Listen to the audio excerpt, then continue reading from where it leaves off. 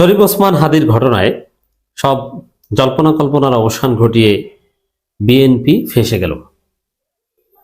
হ্যাঁ, বিএনপি রাজনৈতিকভাবে ফেঁসে গিয়েছে। এখান থেকে উত্তরণের কোনো সুযোগ বিএনপির আর নাই। বিরাট ক্ষতি হয়ে গেল বিএনপির। অসাধারণ ঘটনা ঘটে গেছে। বিএনপি ফান্দে পড়েছে, মাইনকে চিপায় পড়েছে ওসমান হাদির ঘটনায়। প্রথম থেকেই এটা হচ্ছে পরিস্থিতি বিএনপির প্রতি হল, যে এখন ওসমান হাদির জায়গায় অন্য কেউ গুলিবিদ্ধ হতে পারত, কিন্তু না, এমন ওসমান হাদি গুলিবিদ্ধ হয়েছে যে ওসমান হাদিকে ঘেটু পুত্র বা নানান কিছু বলে বিএনপির লোকজন গালাগালি করত, যে অন্য কেউ গুলিবিদ্ধ হতে পারতো, কিন্তু যে ওসমান হাদি গুলিবিদ্ধ হয়েছে, যে ওসমান হাদিকে নির্বাচনী প্রচারণায় মির্জা আব্বাসের লোকজন প্রতিনিয়ত হুমকি দিত, ইরিটেট করতো, ডিস্টার্ব করতো, তুমি কেন দাঁড়িয়েছো অমুক তমুক মির্জা আব্বাসের বিরুদ্ধে, এইসব হাবিজাবি কথাবার্তা বলতো। এটি তো বিএনপির জন্য কপাল খারাপ, যে এমন লোক গুলিবিদ্ধ না হয় এমন কেউ হতো যাকে বিএনপি গালি দেয়নি, যাকে বিএনপি ডিস্টার্ব করেনি, তাহলে বিএনপির ঘাড়ে কোনো দোষ আসতো না। কিন্তু না, যাকে বিএনপি তারেক রহমান নির্দেশে, এই যে শাহেদ বিরানি এরা তারেক রহমান নির্দেশ ছাড়া কাউকে গালি দেয় না, তারেক রহমান নির্দেশে যাকে গালি দিত সেই লোকেই গুলিবিদ্ধ হলো। এই গেল এক। দ্বিতীয় হচ্ছে, এই ওসমান হাদিকে হত্যা করেছে কারা বা হত্যার উদ্দেশ্যে গুলি করেছে কারা, এটাও এস্টাবলিশড হয়ে গেছে। এটা ভারত এবং আওয়ামী লীগের কাজ, মানে রয়ের প্রেসক্রিপশনে, রয়ের ডিজাইনে আওয়ামী লীগ এই কাজটা করেছে। জনমনে এটা এস্টাবলিশড হয়েছে, এবং এই সম্পর্কে যারা এগুলো নিয়ে যারা কাজ করেছেন, জার্মানির একজন এবং জুলকারনাইন সায়ের আছেন, বা ডিসেন্ট আছে, যারা এটা নিয়ে ন্যারেটিভ নির্মাণ করেছেন যে কারা কি করেছে, এটা এস্টাবলিশড হয়ে গেছে। এটা আওয়ামী লীগ করেছে এবং র এটাকে এতে সহযোগিতা করেছে, এবং র নিরাপদে খুনিকে বা তাদের নিজ দেশ ভারতে আশ্রয় দিয়েছেন। এই তো এখন তাহলে এখন দেশপ্রেমিক আমরা যারা যারা ওসমান হাদির পক্ষে, এখানে প্রফেসর ইউনুস ওসমান হাদিকে বাংলাদেশের অস্তিত্বের সাথে তুলনা করেছেন, তাহলে আমরা যারা বাংলাদেশের অস্তিত্বের পক্ষে, সে অস্তিত্বের পক্ষের লোকজনের করণীয় কি? যে ভারত আমার দেশের অস্তিত্বের উপর আঘাত করে, ওসমান হাদির উপর আঘাত করে, সেই ভারতের আধিপত্যবাদের বিরুদ্ধে আমাদের সবাইকে সোচ্চার হতে হবে। ভারতের সাথে কূটনৈতিক সম্পর্ক স্থগিত করার আলটিমেটাম দিতে হবে। ভারতের দূতাবাসের প্রয়োজনে ভাঙচুর করতে হবে। ভারতের দূতাবাস বন্ধ করে দিতে হবে। রাজনীতি তো এইটাই।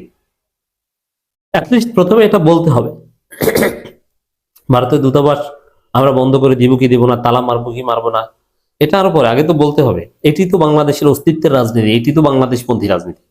এই যে একটা কথা বলা হয় যে বাংলাদেশপন্থী রাজনীতি তো এইটা, কিন্তু না, বিএনপি এখানে ছিটকে পড়লো।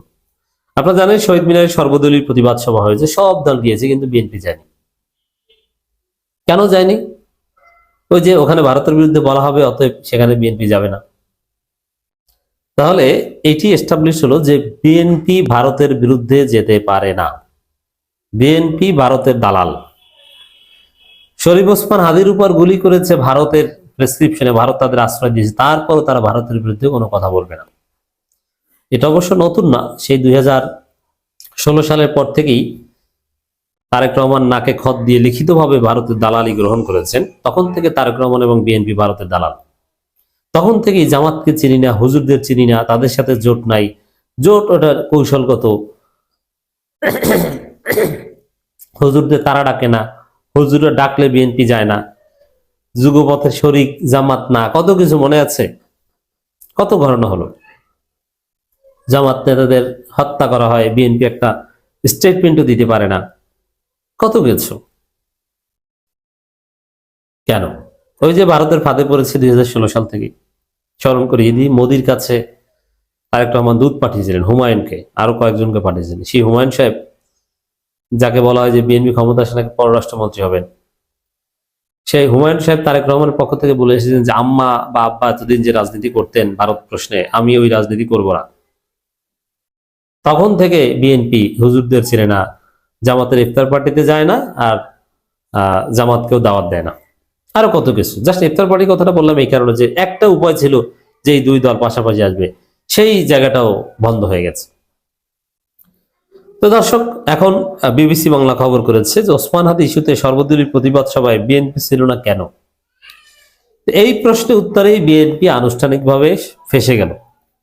যে বিএনপি সর্বদলীয় প্রতিবাদ সভায়, এখানে প্রথম কথা হচ্ছে এটা একটা মুনাফিকি। কারণ ইউনূসের দরবারে বসে কথা হয়েছিল যে সর্বদলীয় প্রতিবাদ সভায় বিএনপি তাদের রাজি হয়েছিল, কিন্তু কথা ছিল বিএনপিও যাবে, কিন্তু যায়নি। এটা একটা মুনাফিক, কথা দিয়ে কথা যে না রাখে সে হচ্ছে মুনাফিক। যদিও এটার অব্লিগেশন ছিল, বিষয়টা এরকম নয়। ইনকিলাব মঞ্চের মুখপাত্র ও আগামী সংসদ নির্বাচনে যেন ঢাকা ৮ আসনের সম্ভাব্য স্বতন্ত্র প্রার্থী শরীফ ওসমান হাদিকে হত্যা চেষ্টার প্রতিবাদে শহীদ মিনারে সর্বদলীয় প্রতিরোধ সমাবেশে প্রধান রাজনৈতিক দল বিএনপির কোন নেতার যোগ না দেয়া নিয়ে রাজনৈতিক মহলে কৌতূহল তৈরি হয়েছে। এই কৌতূহলের মাধ্যমেই বিএনপি ধরা খেয়েছে কি, যে বিএনপি ভারতের দালাল, ভারতের বিরুদ্ধে বলবে, এই কারণে যেতে পারেনি। দেখেন এই রিপোর্টের মধ্যেও মজার কথা আছে। সোমবার শহীদ মিনারে ওই সমাবেশের আয়োজন করেছিল ইনকিলাব মঞ্চ। ওই অনুষ্ঠানে সংগঠনটির সদস্য সচিব আব্দুল্লাহ জাবের জানিয়েছেন যে বিএনপি সরাসরি উপস্থিত না হলেও জানিয়েছেন ইনকিলাব মঞ্চের সব আন্দোলনের সঙ্গে তারা একাত্মতা পোষণ করে। এটা হচ্ছে আর এক মুনাফিকি। এখানে আপনার আসার কথা, সরাসরি উপস্থিত হওয়ার কথা, সবে আসতে পেরেছে, আপনি আসেন নাই কেন? আপনার কি আমাশা হয়েছে না কি হয়েছে? ফাজলামি মারান। যাই হোক, এটা স্পষ্ট যে ভারতের বিরুদ্ধে কথা হয়, এইসব জায়গায় বিএনপি যেতে পারেনি। মানে ভারতের সাচ্চা দালাল বিএনপি। বিএনপির কোনো প্রতিনিধি দল না থাকলেও ওই সবাই দেশে সক্রিয় এই মুহূর্তে সক্রিয় সকল রাজনৈতিক দল, জামাত ইসলামী সহ সবাই উপস্থিত ছিল। শনিবারের এই সমাবেশে সাবেক উপদেষ্টা মাহফুজ আলম একটা লাশ বলে আমরা কিন্তু লাশ নেব বক্তব্য দিয়ে নতুন করে আলোচনায় এসেছেন।